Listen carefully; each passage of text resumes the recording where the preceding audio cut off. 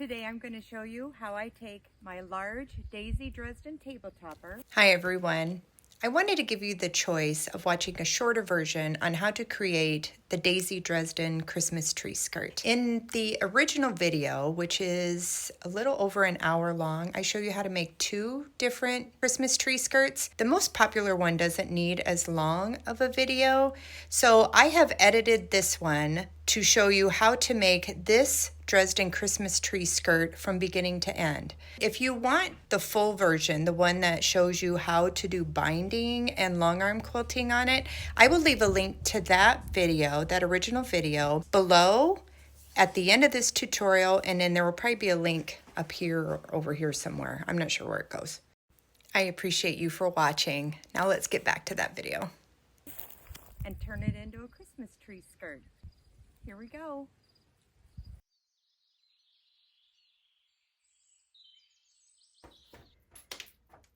Hi everyone, my name is Christine here with Oxygen Farm Quilts, and I would like to thank you for joining me today. I am so excited to show you guys how to make a tree skirt using my Large Daisy Dresden pattern. You know, if you are familiar with my channel, that I am not a pattern writer. So in this tutorial and my other videos, you will see that I will try to give you as much detail as I can in the video. And then I will also leave details down in the description box below the video. I have a tutorial on my original one, and I will leave that link at the end of this video. I have also created a playlist called Large Daisy Dresden Playlist. And in that playlist, you will find this tutorial as well as a few others.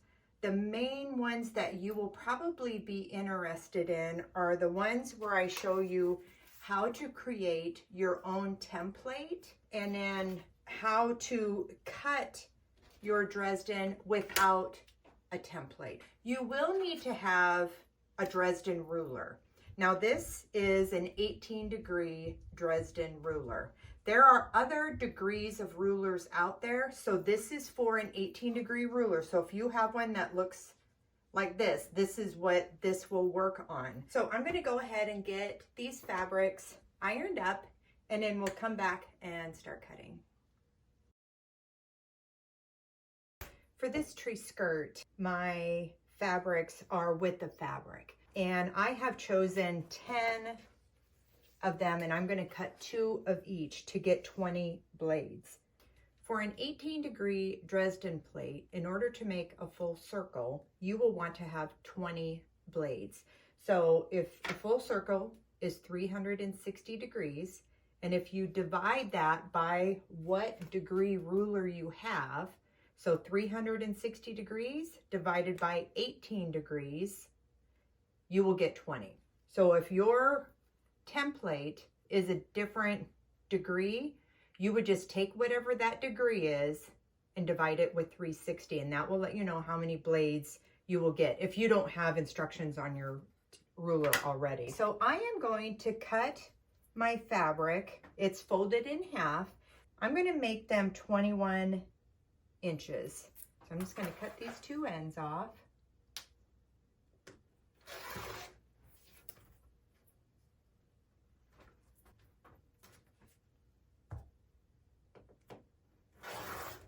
Okay, now that that's cut, I'm going to go ahead and turn it.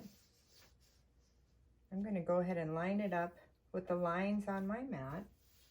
And then I'm just going to use, let's see, this one's 21 3/4. This is another one my husband made for me, but I really like to use the clear one because with there being a pattern on there, it just allows me the opportunity to fussy cut more.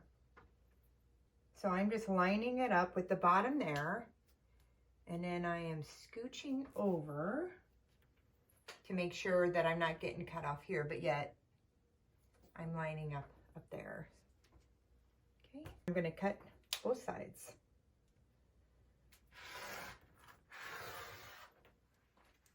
If you can't cut with your left hand, you could go and turn if you want, or you could pick this up, readjust your ruler. With my weights, it gives me some confidence being able to cut with my left hand. Here we go. I have 2 of my Dresden blades. If I was going to be making a bunch of these, so if you're going to make these for your tree or for presents, you'll see in my original Daisy Dresden table topper, this would be great on top of a table. That's how I came up with that one. Was I was making it for my cousin for her little kitchen table, and so I just could not find anything out there. I thought, why can't I just make a Dresden longer? And I could not find any rulers out there that was a long ruler. So that's where I came up with this method. So if there's any companies out there that would like to partner with me and make large Daisy Dresden rulers, send me an email. That'd be great. For the next one, then I'm just turning it over. This is another way you can cut without having to lift your ruler or turn your body too much. Make sure I'm lined up. Again, on this side, it's kind of hard because it's shorter, but up here, I'm keeping this side lined up on my mat. So with this way, with it being horizontal in front of me, I can go like this.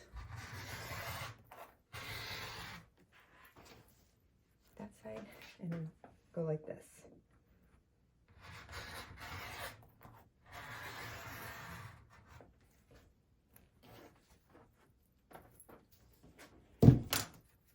I was cutting several layers.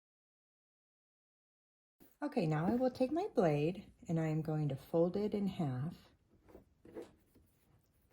I'm going to line up at these points. And I'm going to start on this side. I do not start on the side with the fold, because if I start over here, these edges might become uneven. So I always start where the fabric comes together. I'll take a few stitches and then I will back stitch.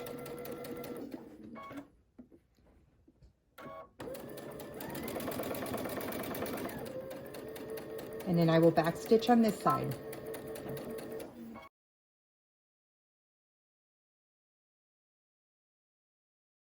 Here's my open side, here's my fold side. I'm going to cut off this corner on the fold side. Just a little bit. Just don't cut into your stitches. Next, I'll take all of my blades and stick my finger in that little pocket right there and just invert them over. If you like, you can go through and iron these seams open, or you can just fold them to the side and turn them right sides out. Once they are all turned right sides out, then I want to take this little doohickey came with my Dresden ruler. So I'm wanting to just put that up in there and give myself a good point.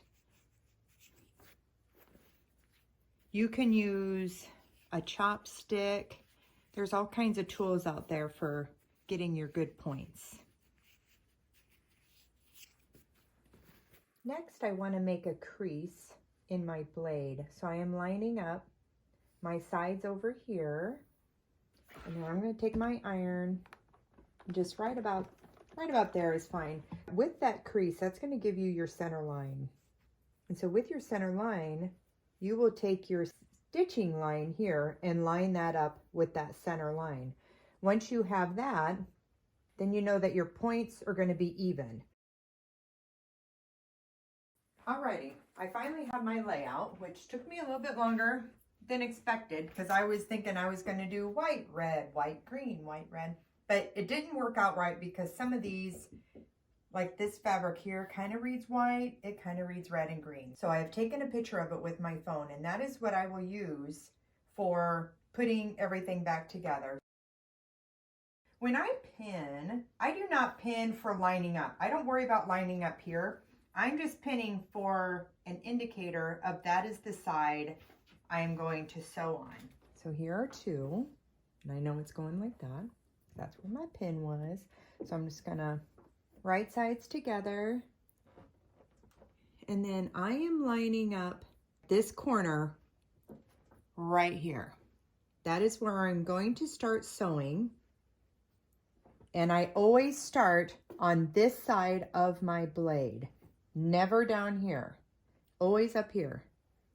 When I start off sewing, for the first one, before I start chain piecing, I always start with my presser foot down and my needle already close to getting onto my fabric.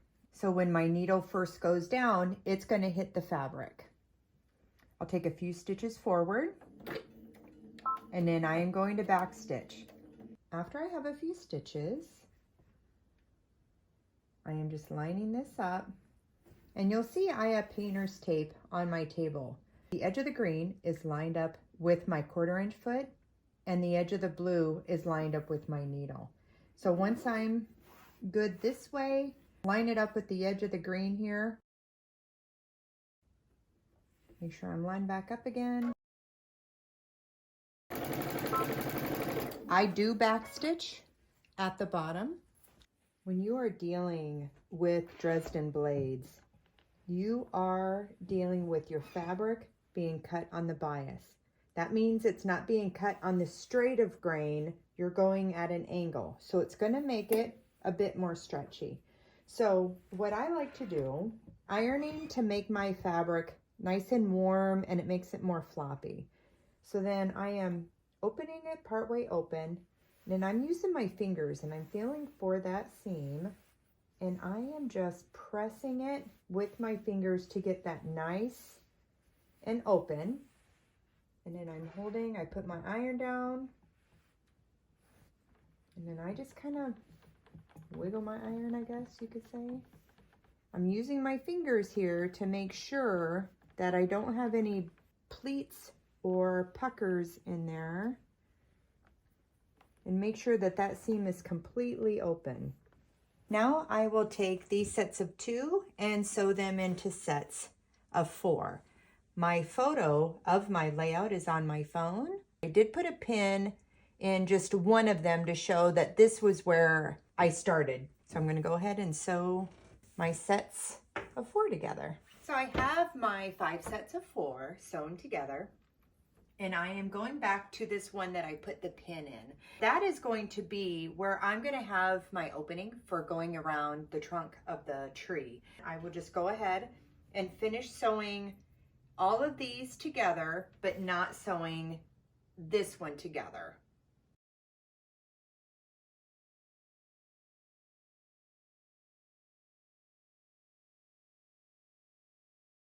I have my Christmas tree skirt all sewn together and ironed, and I think she's so pretty. I have my opening here, and I did remember to take that pin out. I want to measure so that I know how much to cut my batting and my backing. So remember, each blade was 21 inches, and this is coming in at 44.5. This circle here is going to go around the trunk of my tree. I am okay with the size of this circle. And remember, when you got to the end of your blades, you back stitched. If something happened and you forgot to do that, then go ahead and take this back over to your machine and just do a stitch along the bottom here to reinforce those blades so they don't start coming apart. If you want your hole to be bigger, if the trunk of your tree is larger, then go ahead and find something that you think is going to work for that circle and center it there. Take a pencil, draw around with that pencil, and then that pencil line is going to become a stitching line. You'll stitch right on that line. I'm going to go ahead and leave mine like this. Okay, to make my quilt sandwich, I cut a piece of batting. I buy batting by the roll, so this is about 90 inches long, but I cut it, let's see, my plate was 44, so I probably cut it like 50. I always like to just cut extra, and then it's always able to be used for something else. And since this is a Christmas tree skirt, I'm just using muslin for the back. So I've already sewn 2 pieces together, so I will have a seam in the middle. And I am doing right side up. And now my tree skirt is going to go right side down. So I'm doing right sides facing.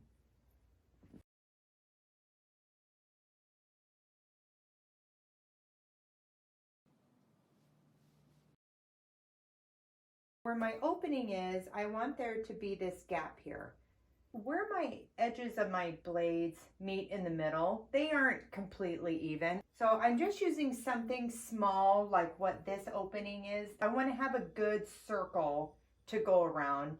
So if you chose to make your circle larger, you would already have this done from before.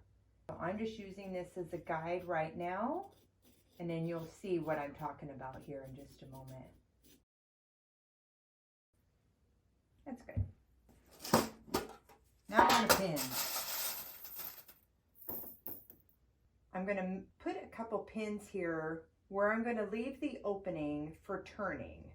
And then just to remind me that this is where I'm leaving my opening, I'm doing 2 pins right next to each other. So the next part I like to do is go around and make sure that every single one of my points are pinned down. After I do my points, then I'll just put a random around in here. Now I don't want to take this big old thing over to my sewing machine, so I'm going to rough cut around here so it is easier to deal with. So here are my double pins for where I'm going to be turning this through, and I am starting right after that. The right side of my foot is running along the edges that I'm going to be stitching down. That way it will keep the bulk to the left of my machine. That way it's not as bunched up over on this side. So when I start and end, I will be doing a locking stitch, because since I'm going to be turning this right side out, I don't want those stitches popping. And you can do 1/4 of an inch if you like. I'm doing a little bit fatter. The reason why I do a little bit fatter than 1/4 of an inch is when I go to turn this right sides out, I like these to be a little bit wider. So when I tack it down, I'll be able to catch this. Now, as I approach the circle, the pencil line that I drew, I am going to stitch right on that line. Now, if you have a walking foot, you may want to put that on.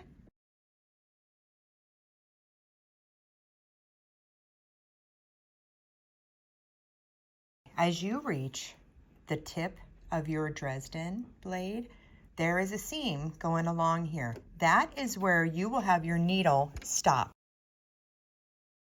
So once I get to that seam, then I turn. So we have our peaks and our valleys. So as I come to the bottom here, this also has a seam. So once I reach those stitches, that's where I know my needle is going to stop. And then pivot.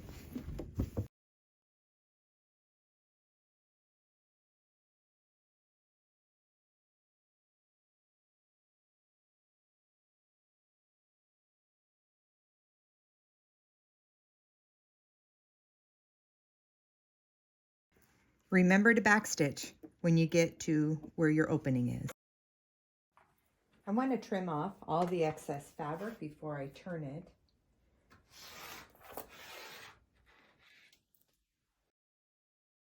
Okay, so remember where the drawn line is. I don't want to cut on that. I just want to cut near it.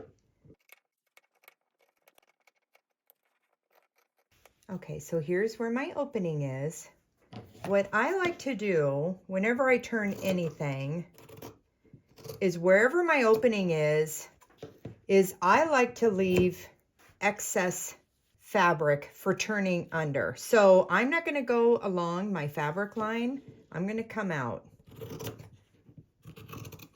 You could use your rotary blade for this if you like. So I like to come out, get to where I ended my stitches, go over, and I see I was off my camera. Sorry about that. Okay, so I went up to here and then where my stitches end, I went like this, okay?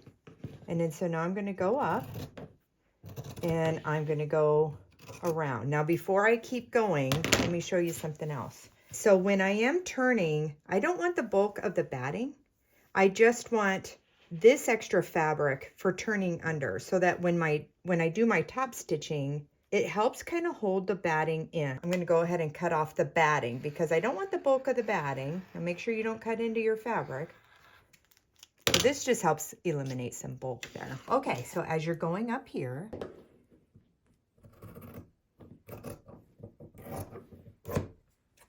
when you come to your peak, you want to cut off that peak. Don't cut into your stitches. If something happens and you do cut into your stitches, just take it back to your machine and restabilize that. And then I'm going to go down into my valley.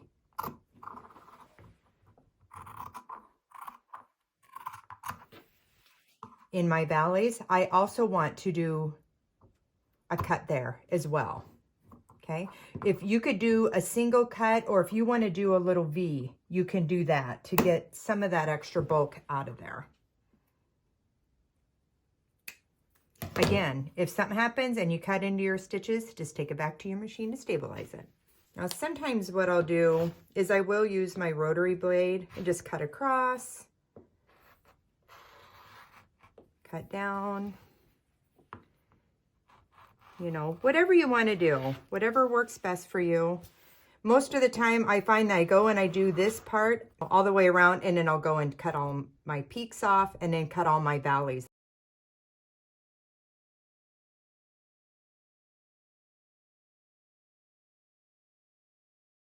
If you like, you can also come back to your peaks and kind of round off those points just so there won't be as much bulk.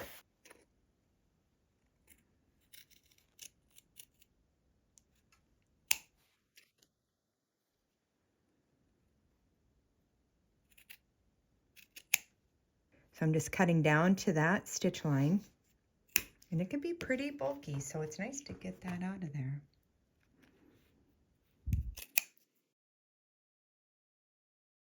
I made sure to shake out all of my little bits and pieces, and this side of the batting, you really want to make sure that that doesn't have any of those cut off pieces on there, because this is where the top of your fabric is going to lay, your tree skirt top. So if you have light fabrics, you don't want those popping through. So now you will have two pockets.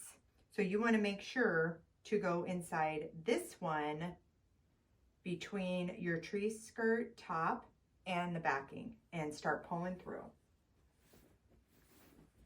I like to go all the way to the end.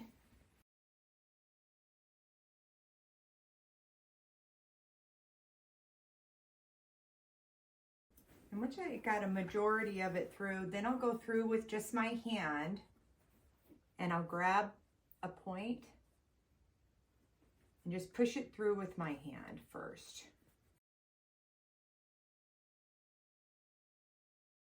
When I'm doing this part with the peaks, when you grab it, you will have the bulk of that peak. You'll feel the batting under there. I like to push it towards the back of the quilt.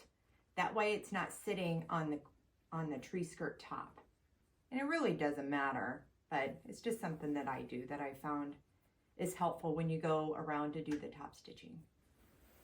One thing I forgot to show you, and something I forgot to do as well, where your circle is. Go in and you could make darts in here, which is just cutting out a triangle, or you could just do a whole bunch of slits in there. I like to go through where it's bulky and do a triangle cut out of that, and that just makes it so that when it's turned out the opposite way, there's a bend in there. Okay, see those little darts, which are basically just triangles cut in there. So I'm just going in wherever two come together. Just making little triangles. And like I said, you could just do little cuts if you want to do that. It just makes it lay flatter. Don't want to get those little pieces back on the inside that I just cleaned. So try to do this before you invert your skirt. Oh yeah, that lays a lot flatter. After you've done poking out everything with your finger, then go through with your wooden doohickey stick. And I like to start at one end and then just continue on.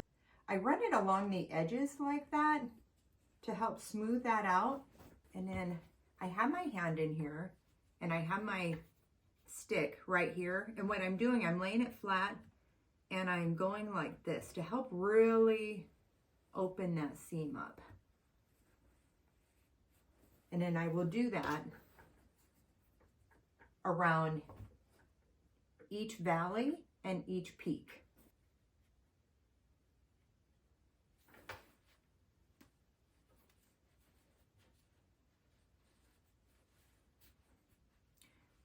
When you are inverting your peaks to start off with, when I talked about putting the batting to the back side, this is where it comes in helpful because I'm pushing this up and it's just the fabric and the bulk of the backing, the bulk of the batting is to the back. I'm also going to take this and I just kind of spread it open a little bit to help those fibers. Sometimes there can be a little pleat. You can certainly make those go away. Plus, we'll be ironing this, so that really helps get everything to lay nice and flat. But I really do recommend going through with this stick and going along those seams. Oh, one more thing. If you're using something and you happen to pop through it, go ahead and just turn it inside out again. Just take it over to your machine and stitch it down. Don't worry about it. Like my dad always said, it's no big deal. Just about everything can be fixed. So don't worry about it. I'm pushing that up to get my peak, and then I'm sliding it on the inside, down this side and then this side.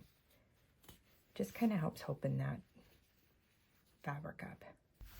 Next, we want to iron this nice and flat. So you want to make sure that you use a cotton batting on the inside. Before I iron it, I'm still turning it to make sure that I am tucking the backing fabric up underneath it so I can't see it from the front.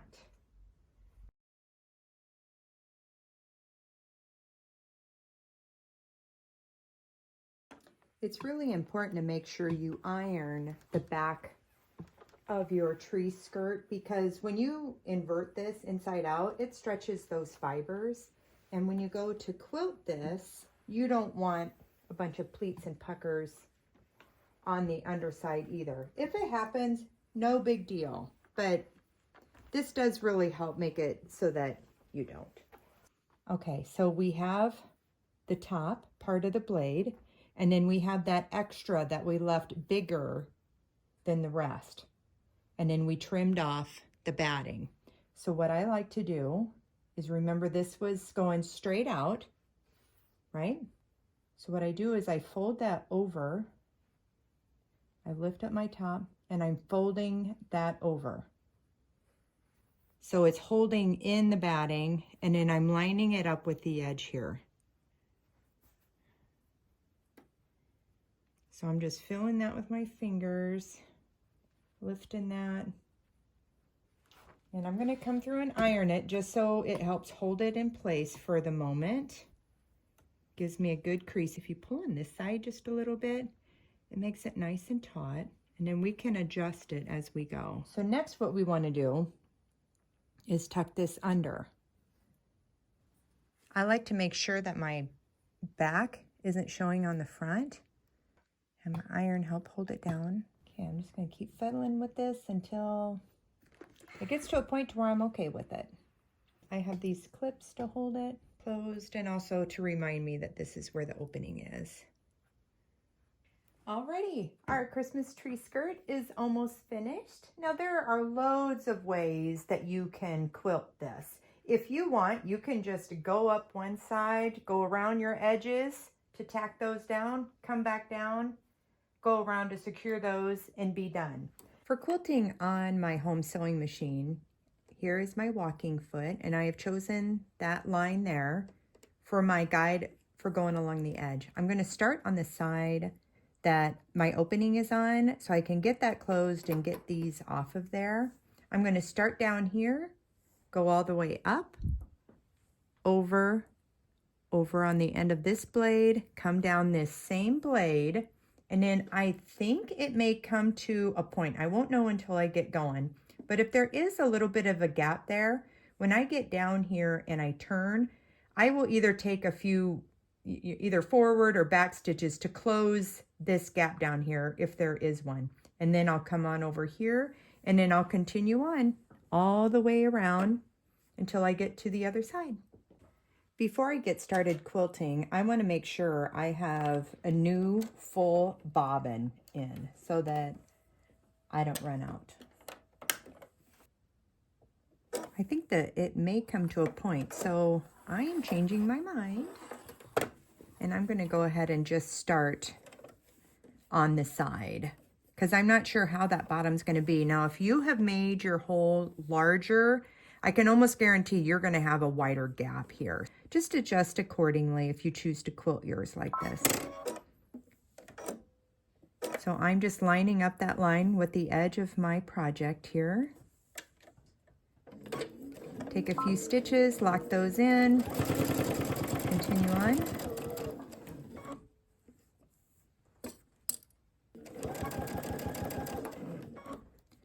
As I'm going along here, I'm making sure that my stitches are closing this.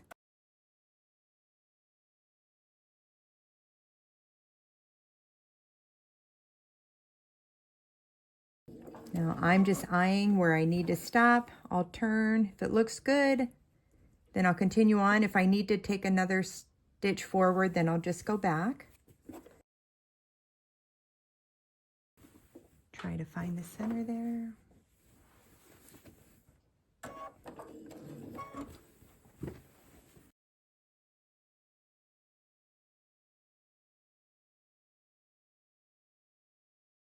Cut off this starting thread. Let's see.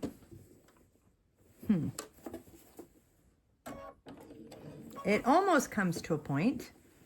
I know you can't see it because I know I can barely see it. So I can see those stitches back there. So I'm just going to take a back stitch and I hit it. So now I'll just go back. Using this line on this side as my guide to go across. Readjust. Continue on.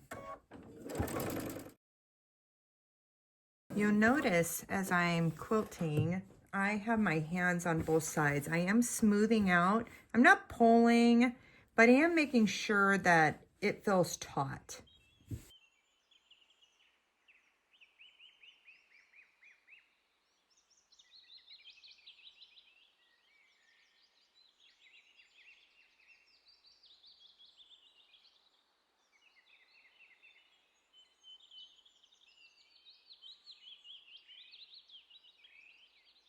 I hope you have enjoyed this Large Daisy Dresden Christmas Tree Skirt tutorial.